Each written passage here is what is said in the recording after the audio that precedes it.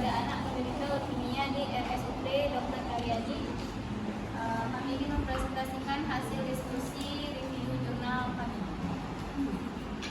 Jadi jurnal acuan kami yaitu dengan judul Gambaran Kualitas Hidup pada Anak Penderita Leukemia di RSUD Dr. Karyadi pada tahun 2024. Definisi kanker.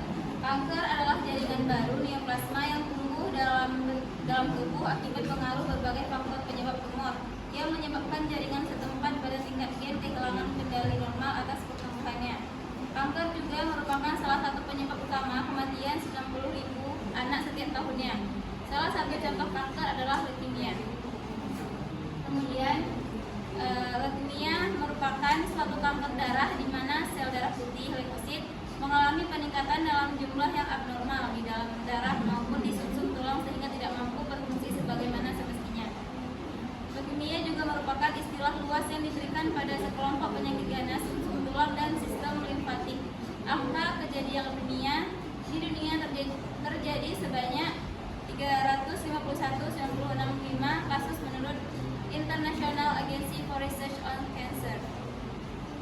Menurut data Union for International Cancer Control, setiap tahun terdapat sekitar 176.000 anak yang diagnosis kanker, yang mayoritas berasal dari negara berpenghasilan rendah dan menengah.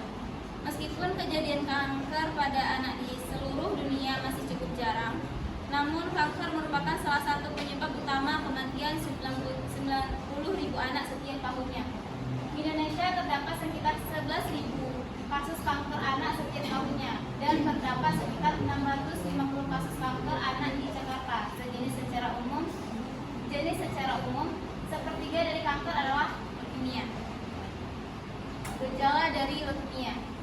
Yang pertama itu demam atau keringat pada saat malam, kemudian sering terjadi infeksi, perasaan lemah atau lelah, sakit kepala, pendarahan dan mudah memar, nyeri pada tulang atau sendi, pembengkakan, dan kehilangan berat badan.